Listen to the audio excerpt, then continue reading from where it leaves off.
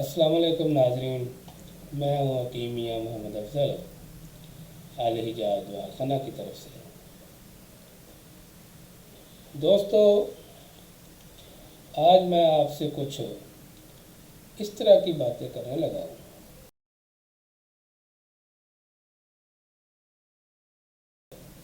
मेरी हदायत को अपना लेंगे तो मैं ये उम्मीद करता हूँ कि इंशाअल्लाह आप हर किस्म की मेडिसिन से मुबर्रा हो सकते हो। किसी किस्म की मेडिसिन खाने की ज़रूरत पेश नहीं आ पाएगी। तो जो हदायत करने लगा हूँ हैं तो बहुत ही आसान, इतना कोई मुश्किल काम नहीं है, लेकिन शायद कुछ मेरे भाइयों पर बहुत ही ग्रां गुजरे। क्योंकि वो रात 2 बजे सोते हैं तो सुबह 11 बजे से 12 बजे उठते हैं। तो ऐसा करने से क्या होता है? कोई बात नहीं, 2 बजे सो गए तो 12 बजे उठ गए, सोना ही है ना, सोने का टाइम ही पूरा करना है। एक आम जनरल सी बात है। लेकिन मेरे भाई ऐसा नहीं है। रात मेरे अल्लाह ने आराम के लिए बनाई है और दिन अल्लाह ने फरमाया कि मेरा फजल तलाश करने के लिए निकलो। तो दिन काम काज करने के लिए बनाया। तो जब हम रात का इतना हिस्सा जो है वो अपने काम काज में या मोबाइल यूज़िंग में या और कोई कंप्यूटर का काम करने में सर्फ कर देते हैं तो हमारी सेहत पर इसके बहुत बुरे असरात होते हैं। तो सबसे पहले आपको ये बताऊंगा कि कुछ चीज़ें अपनी ज़िंदगी के अंदर अपना लें और कुछ चीज़ों को छोड़ दें। अपनाने वाली कौन सी चीज़ें हैं? वो ये हैं कि आप सुबह नमाज के टाइम उठें, नमाज के टाइम उठें, वज़ू करें, मस्जिद में जाएं, नमाज अदा करें, अल्लाह ताला का कलाम पढ़ें और उसके बाद आप वाक के लिए निकल जाएं। हो सके तो वाक के दौरान ही आप मसवाक का इस्तेमाल करें। बेसिकली तो मसवाक इस्तेमाल करने का जो हुक्म है वो ये है कि पानी के करीब बैठ के मसवाक करें, ताकि साथ साथ जैसे आप दांत साफ करें वैसे आप साथ साथ कुली भी करते जाएं। लेकिन अगर ऐसा करें कि साथ साथ मसवाक घूमते फिरते भी करते जाएं तो खैर ये इससे दांत तो साफ़ हो सकते हैं, लेकिन सुन्नत तरीका ये है कि पानी के करीब बैठ के मसवाक करें। ठीक है जी। और एक बात भूल गया हूँ कि सबसे पहले उठते वक्त जब आप वज़ू कर रहे हों तो उस वक़्त 1 गिलास नीम गर्म पानी लाजमी इस्तेमाल करें। ये होगा मेरे भाई फ़ायदे, इसके आपको बहुत ज़्यादा फ़ायदे मिलेंगे।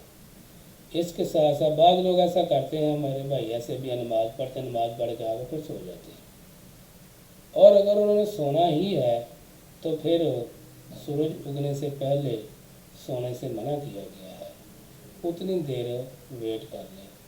उसके दौरान भी देखो मेरे मालिक ने जो आपको बात बताने लगा हूँ, अल्लाह ताला ने पता क्या फरमाया है? अल्लाह ने फरमाया है कि सुबह की नमाज़ पढ़ने के बाद जो बंदा बैठ के अल्लाह का ज़िक्र करता रहता है और इशराक की नमाज का इंतज़ार करता है, उस वक़्त इशराक के उठकर 2 नफल जो अदा करता है उसे 2 उम्रे का सवाब मिलता है। अल्लाह ताला कमी बेशी माफ़ करे।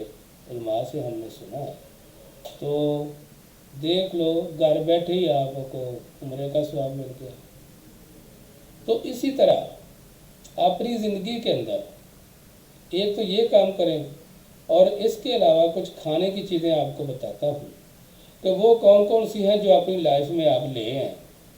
वो ये हैं कि खजूर, शहद, अंजीर, जैतून और दही। रोज़ाना जो है सुबह नहार में 4-5 खजूर इस्तेमाल करें या 5 दाने अंजीर के इस्तेमाल करें, या इसी तरह शहद जो है वो जब सुबह आप नीम गर्म पानी पिएँ تو اس وقت نیم گرم پانی کے اندر 1 چمچ یا 2 چمچ شہد کو ڈال کے استعمال کریں۔ اس کے بعد آپ دہی سے روٹی کھا لیں تو میں کہتا ہوں کہ آپ کو مردانہ کمزوری کے لیے یا اعصابی کمزوری کے لیے، پٹھوں کی کمزوری کے لیے کسی قسم کی کوئی دوائی کھانے کی ضرورت پیش نہیں آئے گی۔ لیکن کچھ ایسی یہ قدرتی ہی چیزیں ہیں، مہنگے چیزیں استعمال کرنے کی بھی آپ کو ضرورت پیش نہیں آئے گی۔ یہ قدرتی چیزیں ہیں، نیچرل چیزیں ہیں، اللہ تعالیٰ نے ان کے اندر بڑی ہی بے شبہ طاقت جو ہے میرے رب نے اس کے اندر رکھی ہوئی ہے۔ لیکن جیسے آپ کو جس طریقے سے میں بتا رہا ہوں اسی طریقے سے آپ چلیں گے تو پھر آپ کو لازمی فائدہ ہوگا۔ اس کے علاوہ چھوڑنی کون سی چیزیں؟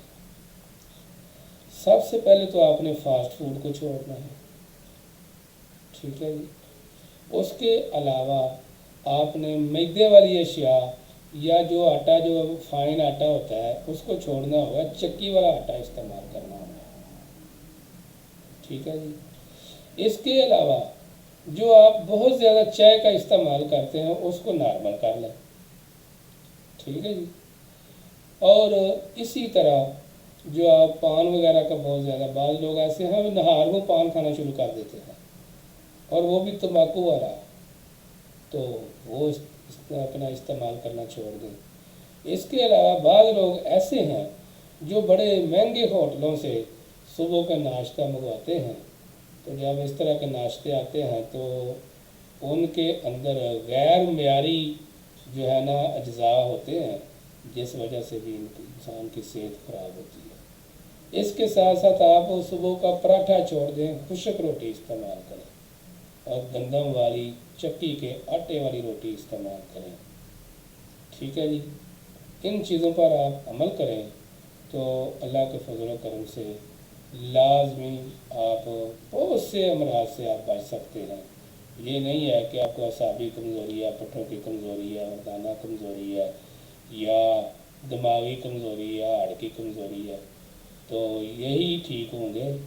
اور بھی اس کے علاوہ آپ کی باڈی کے اندر بہت سے امراض جو ہیں جنم لیتے ہیں وہ ختم ہو جائیں گے انشاءاللہ۔ انسان جب غذا کھاتا ہے، ناقص قسم کی غذائیں لیتا ہے تو اس کی جسم کے اندر بہت سے امراض پھر جنم لیتے ہیں۔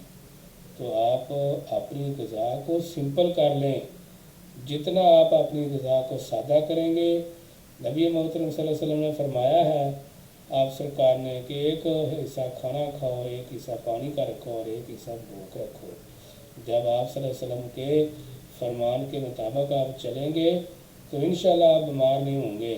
جیسے کہ اللہ تعالیٰ نے فرمایا کھاؤ پیو لیکن حد سے زیادہ تجاوز نہ کرو۔ جب انسان بہت زیادہ کھاتا ہے اور ناقص غذائیں استعمال کرتا ہے، آج ہمارے معاشرے کے اندر نوجوان نسل کو یہ فاسٹ فوڈ تباہ کر رہی ہے۔ اسی طرح چکن تباہی کا باعث بن رہا ہے۔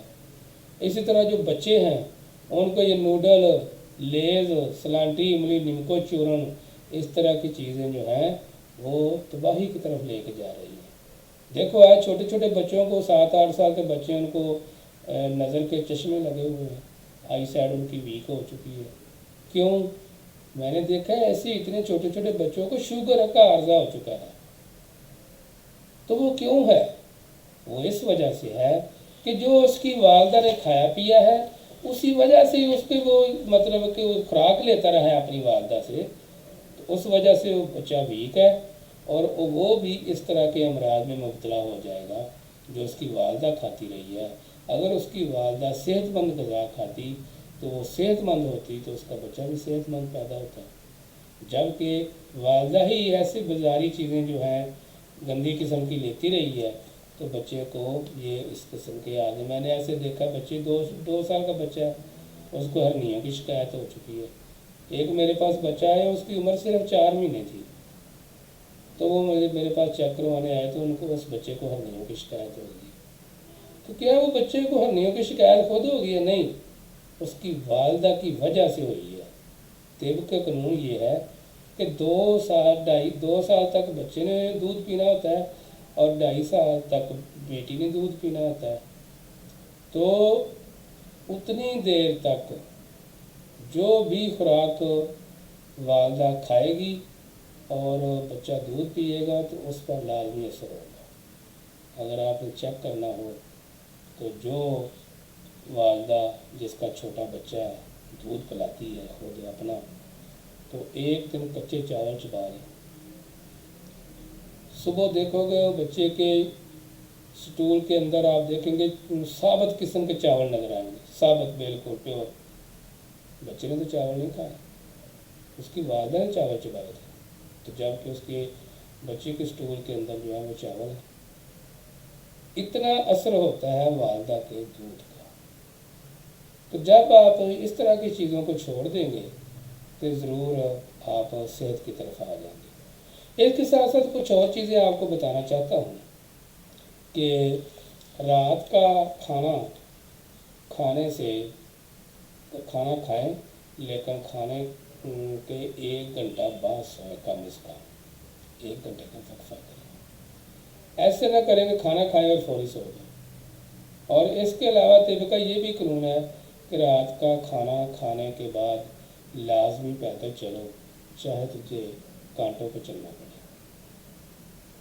تو دوستو، ایسی چیزیں جو میں نے غذائیں بتائی ہیں، ان کی طرف اگر آپ توجہ کر لیں اور پیور دیسی چیزیں استعمال کرنا شروع کر دیں تو میرے خیال میں آپ کو کسی ادویات کھانے کی ضرورت پیش نہیں آئے گی۔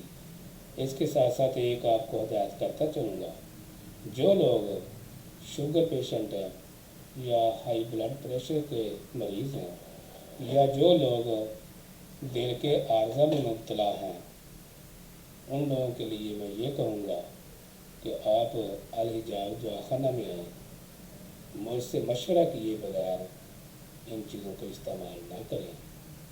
اپنی نبض، طبیعت، مزاج چیک کروائیں، اپنی رپورٹس ہمراہ لے کر آئیں، تو اس کے بعد آپ کو مشورہ دوں گا کہ غذائی طور پر کون سی آپ چیزیں استعمال کریں جس سے آپ صحت مند زندگی گزار سکتے ہیں۔